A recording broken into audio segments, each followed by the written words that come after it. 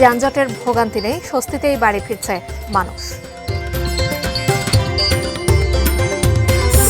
বাড়ি ফেরার পথে ট্রাক চাপায় প্রাণ গেল একই পরিবারের 3 জনের। রাজশাহী নগরীর চন্দ্রিমা এলাকা থেকে 21টি ককটেল উদ্ধার।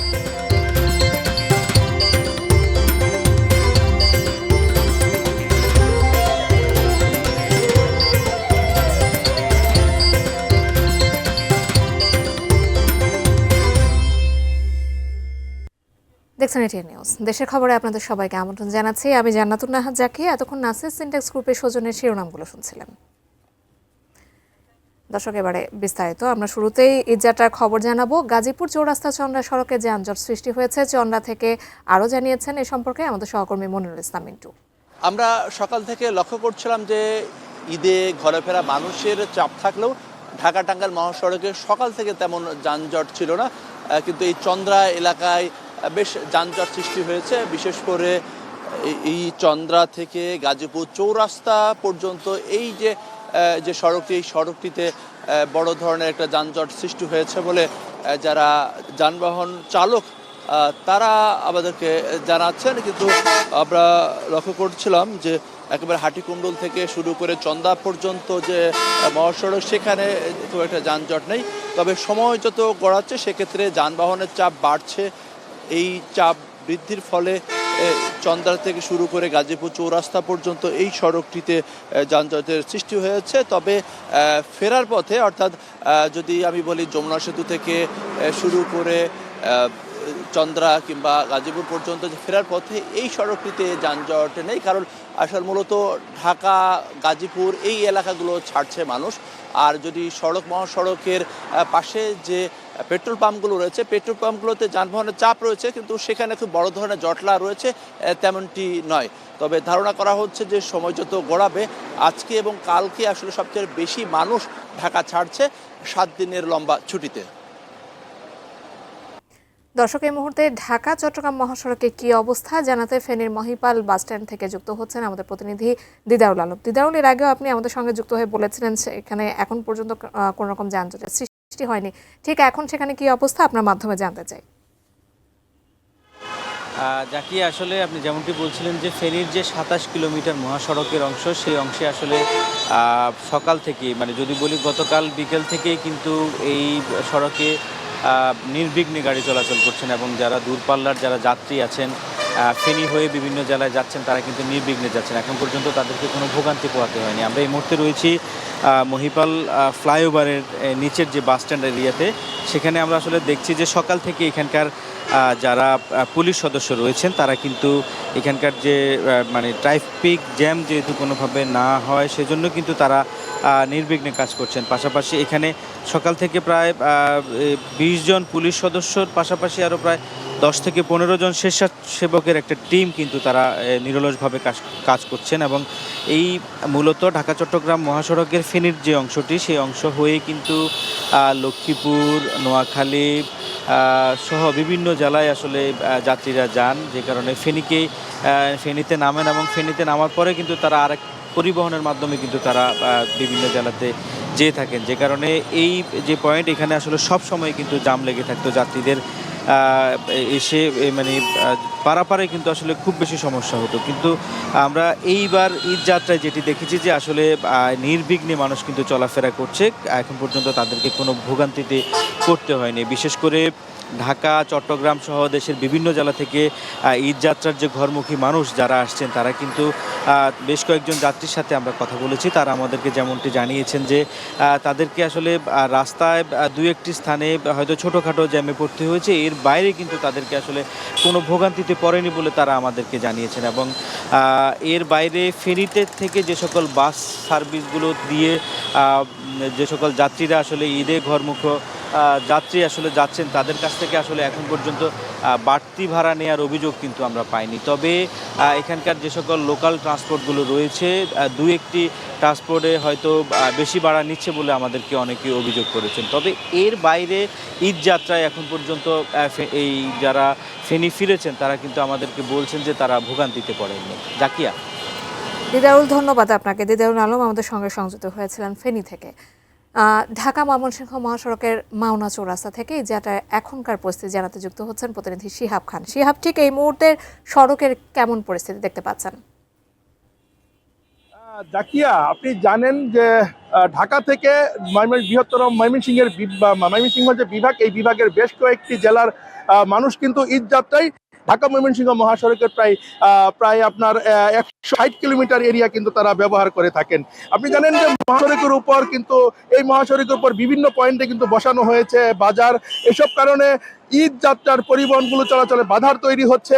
এছাড়া মহাসড়কের বিভিন্ন পয়েন্টে রয়েছে যানজটটা হচ্ছে এই কারণে দূরপাল্লার যে বাসগুলো রয়েছে তা কিন্তু মহাসড়কের উপর দীর্ঘ সময় দাঁড়িয়ে রয়েছে যাত্রী অপেক্ষার জন্য। অর্থাৎ আমরা বলতে পারি পরিবহনের যাত্রীর তুলনায় পরিবহনের সংখ্যা কিন্তু অনেক বেশি। আর এই কারণে কিন্তু মহাসড়কের যে জয়দেবপুরের পর থেকে যে শ্রীপুরের জৈনাবাজার যে অংশের, এই অংশের বিভিন্ন 8 থেকে 10টি পয়েন্টে কিন্তু যানজটের তৈরি হচ্ছে। তবে এই যানজটটা খুব বেশি হচ্ছে না, কারণ পরিবহনগুলো যাত্রী না পেলেও তাদের যে ধারণ ক্ষমতা, এই ধারণ ক্ষমতা মতো যাত্রী নিয়ে তারা কিন্তু নির্দিষ্ট গন্তব্যের উদ্দেশ্যে কিন্তু চলে যাচ্ছে। এই মহাসড়কে কিন্তু বিভিন্ন মোড়ে পুলিশের কিন্তু ব্যাপক উপস্থিতি রয়েছে।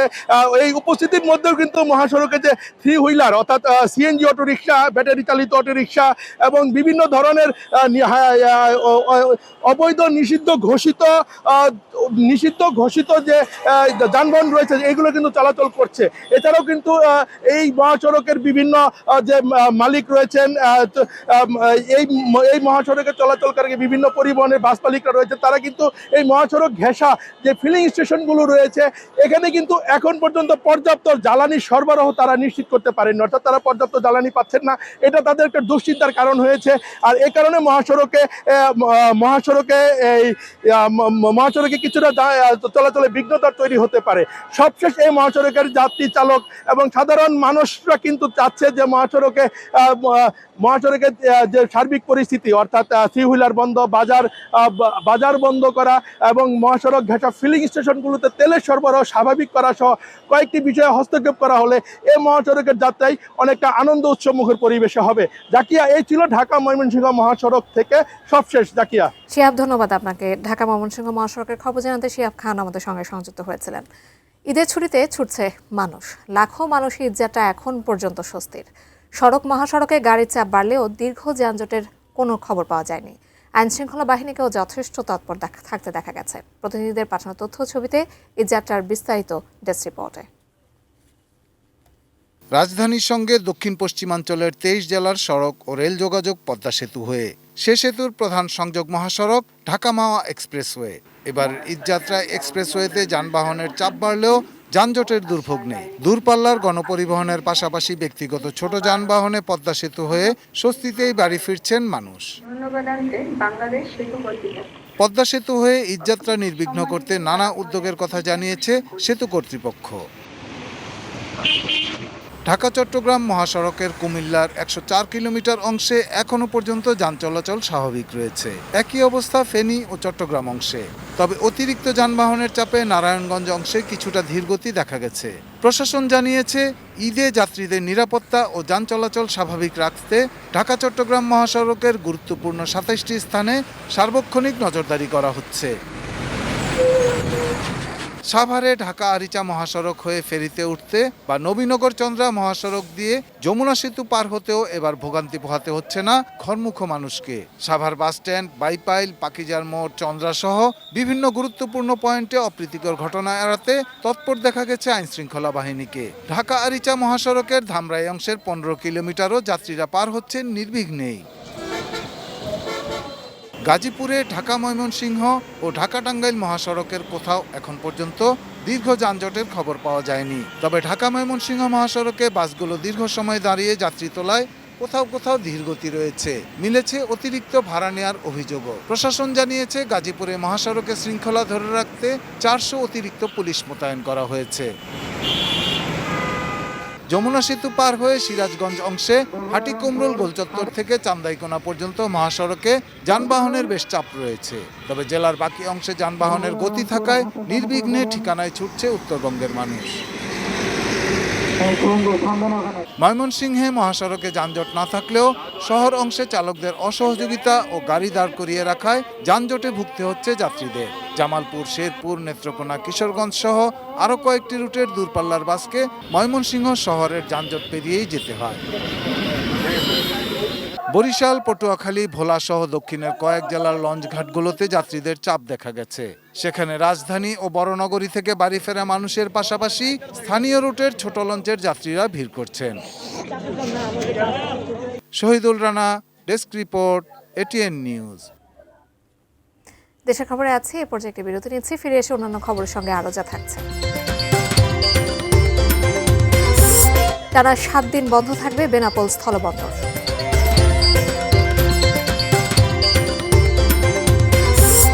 ঈদের ছুটিতে রাঙামাটিতে পর্যটক বাড়বে, আশা হোটেল মালিকদের।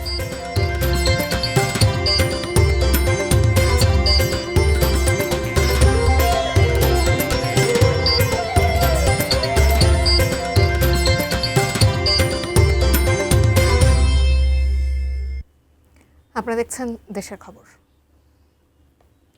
আসন্ন ঈদ উল ফিতর উপলক্ষে চট্টগ্রামের পটিয়া উপজেলার 6 ইউনিয়নের প্রায় 25,000 গরিব ও দুস্থ মানুষের মাঝে নগদ অর্থ সহায়তা দিয়েছে কেডিএস গ্রুপ। সকালে খলিল মিড ডিগ্রি কলেজ মাঠে আয়োজিত অনুষ্ঠানে কেডিএস গ্রুপের চেয়ারম্যান খলিলুর রহমান প্রত্যেকের হাতে 4,000 টাকা করে অর্থ সহায়তা তুলে দেন। জিরি, কাশিয়াইশ, আশিয়া, কুসুমপুরা, বড়লিয়া ও কোলাগাঁও ইউনিয়নের মানুষ এ সহায়তা পান। এ সময় উপস্থিত ছিলেন আল আরাফা ইসলামী ব্যাংকের ভাইস চেয়ারম্যান আহমেদুল হক সহ স্থানীয় গণ্যমান্য ব্যক্তিরা। এই উদ্যোগকে স্বাগত জানান তারা। এ সময় কেডিএস গ্রুপের চেয়ারম্যান বলেন, এই অর্থ মূলত গরিব মানুষের অধিকার। সমাজে বিত্তবানরা এগিয়ে এলে সমাজে বৈষম্য কমে আসবে।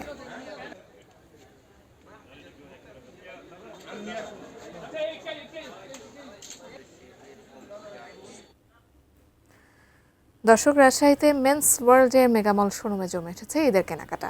গুণগত মান ও পোশাকের বৈচিত্র্য থাকায় গ্রাহকদের চাহিদাও বেশি। নগরীর রানীবাজার এলাকা থেকে বিস্তারিত জানিয়েছেন আমাদের সহকর্মী বুলবুল হাবিব। প্রিয় দর্শক, যেহেতু আর ঈদের খুব বেশি দিন সময় নেই, 2-3 দিন পরে আসলে ঈদ অনুষ্ঠিত হতে যাচ্ছে, ঈদ উল ফিতরের ঈদ, এবং সেজন্য আসলে কেনাকাটা শেষ পর্যায়ে এসে জমজমাট কেনাকাটা করছেন রাজশাহীবাসী। আমরা আজকে এসেছি মেন্স ওয়ার্ল্ড মেগা মলে। এখানে এই শপিং মলে আসলে যারা ক্রেতা তাদের ভিড় আমরা দেখি যে বেশ ব্যাপক ভিড় এবং ব্যাপক জমজমাট বেচা বিক্রি হচ্ছে। আগে যেহেতু মেন্স ওয়ার্ল্ডে শুধুমাত্র পুরুষদের পোশাক বিক্রি করা হতো, এখন কিন্তু সেখানে লেডিস আইটেম, কিডস আইটেম এবং আপনার কসমেটিক্স, শুজ সেগুলো বেচা বিক্রি করা হচ্ছে এবং নানা ধরনের বৈচিত্র্যতার মধ্যে এখানকার প্রোডাক্টগুলো রয়েছে। এবং আমরা দেখেছি যে কাস্টমাররাও কিন্তু বেশ উপস্থিতি এবং কাস্টমাররা ঘুরে ঘুরে তারা তাদের যে প্রোডাক্ট সে প্রোডাক্ট দেখছেন এবং পছন্দ মতো তারা প্রোডাক্ট করছেন। আমরা যদি একটু কথা বলি আপনার সাথে, এখানে তো মেন্স ওয়ার্ল্ডের মেগামল করেছে, আসলে এখানকার প্রোডাক্ট বা আপনার কেমন লাগে? খুব ভালো, খুব সুন্দর এবং খুব ব্যবহার করে খুব ভালো লাগতেছে এবং খুব আরামদায়ক হচ্ছে। মেন্স ওয়ার্ল্ড তো আপনার রাজশাহীতে প্রায় 10 বছর হয়ে গেল, মানুষের কাছে প্রচারিত ভালোভাবে, যে মানুষ পরিচিতি আছে একটা মেন্স ওয়ার্ল্ডের, যার কারণে হচ্ছে আপনার আমাদের এই যে পাঞ্জাবি, তারপর হচ্ছে casual shirt, formal shirt, jeans pant, এগুলো আমাদের সব তো নিজস্ব, যার কারণে এগুলোর প্রতি মানুষের আকর্ষণ আছে অন্যরকম। আমাদের এগুলো কোয়ালিটি 100% মেনটেন করে। ধন্যবাদ। তো আমরা আসলে এখানকার যিনি এই আউটলেটের ইনচার্জ তার কথা শুনছিলাম এবং ফার্স্ট ফ্লোর এবং সেকেন্ড ফ্লোর মিলে ঘুরে দেখেছি এবং এখানকার পোশাকে আসলে ব্যাপক বৈচিত্র্য রয়েছে এবং এই ছিল এখান থেকে যে মেন্স ওয়ার্ল্ডে বেচা বিক্রি জমে উঠেছে তার খবর। দেশের খবরে আরও একটা বিরতির পর ফিরছি, আমাদের সাথে থাকুন।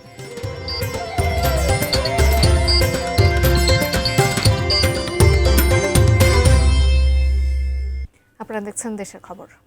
রাজশাহী নগরীর চন্দ্রিমা এলাকা থেকে পরিত্যক্ত অবস্থায় 21টি ককটেল ও দেশীয় অস্ত্র উদ্ধার করেছে র্যাব 5। সোমবার মধ্যরাতে গোপন সংবাদের ভিত্তিতে অভিযান চালায় র্যাব 5-এর একটি দল। রেলওয়ে মাঠের পাশের লেবু বাগানের ভেতরে পরিত্যক্ত অবস্থায় 2টি প্লাস্টিকের বস্তা জব্দ করেন তারা। পরে বোম ডিসপোজাল ইউনিটের সদস্যরা এসে বস্তা দুটি থেকে 21টি ককটেল শনাক্ত করেন। এছাড়া একটি বস্তার মধ্যে হাসুয়া, ছুরির মতো দেশীয় অস্ত্র পাওয়া গেছে। আসন্ন ঈদকে সামনে রেখে দেশকে অস্থিতিশীল করার উদ্দেশ্যে সন্ত্রাসীরা এসব অস্ত্রশস্ত্র সংগ্রহ করছে বলে ধারণা করছেন র্যাব কর্মকর্তারা। শবে কদর, ঈদ উল ফিতর ও সাপ্তাহিক ছুটি মিলে এক সপ্তাহ দেশের সবচেয়ে বড় স্থলবন্দর বেনাপোল দিয়ে আমদানি রপ্তানি সহ বন্দর ও কাস্টমসের কার্যক্রম বন্ধ থাকবে। তবে শুল্ক স্টেশনগুলো বন্ধ থাকবে শুধু ঈদের দিনে। বেনাপোল বন্দরের পরিচালক শামীম হোসেন জানান, টানা এক সপ্তাহের ছুটির পরে আগামী 24শে মার্চ সকাল থেকে বন্দর দিয়ে আবার দুটি দেশের মধ্যে আমদানি রপ্তানি বাণিজ্য শুরু হবে।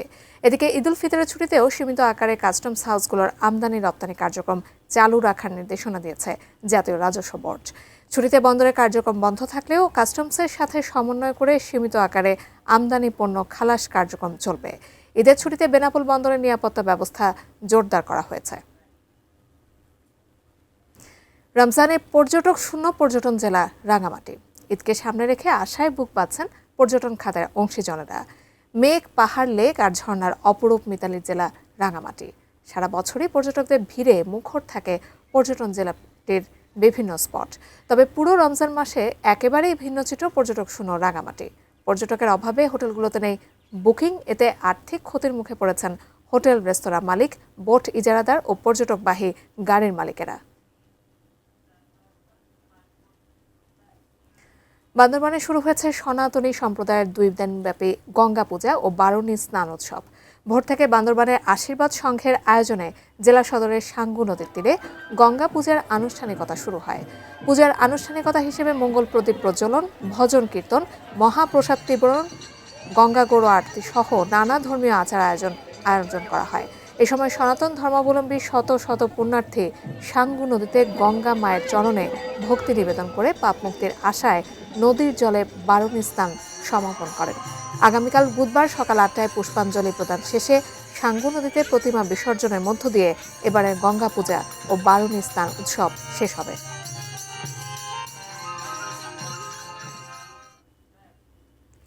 দেশের খবরে ছিল সর্বশেষ। সাথে থাকার জন্য ধন্যবাদ সবাইকে।